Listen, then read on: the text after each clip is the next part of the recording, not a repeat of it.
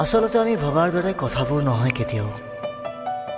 আমি ভাবোঁ তেওঁ এৰি কেতিয়াও নাযায়, আৰু এৰি গ'লেও কেতিয়াও মোক এৰি থাকিব নোৱাৰে।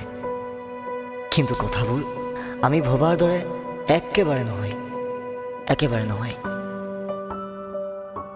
এই যে তেওঁ এৰি গ'ল, তেওঁ আৰু কেতিয়াও উভতি নাহে।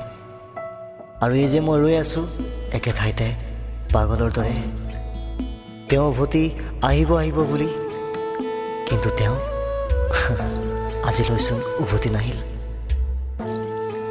তেওঁ এটা ডাঙৰ সাঁথৰ সৰল মোৰ মনত আজিও।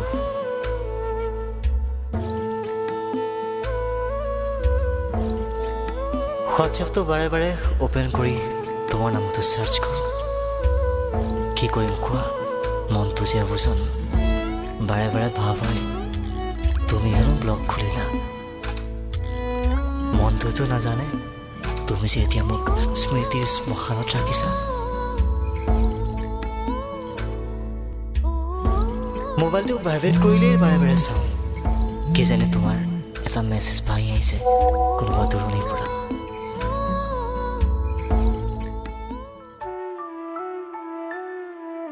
বুকুত এটা দীঘল হুমুৰীয়া, চৌপাশে কেৱল মৌনতা, আৰু সময়বোৰ যেন স্তব্ধ।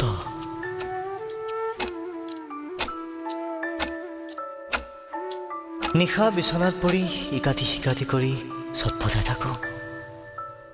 কাণত বাজি থাকে তুমি কৈ যোৱা কথাবোৰ।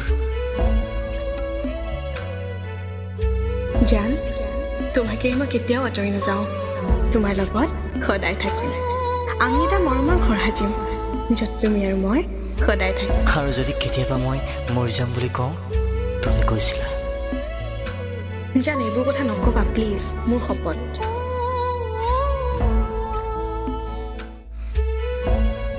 আৰু আজি প্ৰতি পলেই মৰিছোঁ। জীৱনৰ কিমানটা বসন্ত তোমাৰ নামত লিখি দিলোঁ চোৱা। অথচ কেনে আছোঁ বুলি সুধিবলৈও আজি তোমাৰ এপলক সময় নাই। কিমানটা উজাগৰি নিশা পাৰ কৰিছোঁ চকুজুৰিৰ বাহিৰে, আৰু কোনে অনুভৱ কৰিব নোৱাৰে, কোনে অনুভৱ কৰিব নোৱাৰে।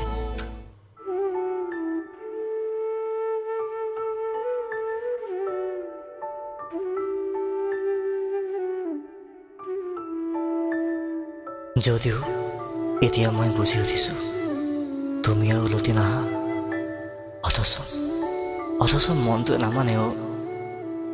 কেনে লাগে জানা, তুমি এদিন আহি ক'বা। জান, মই তোমাক এৰি কেতিয়াও থাকিব নোৱাৰোঁ। জানো নাহা তুমি, সকলো ভ্ৰম মোৰ।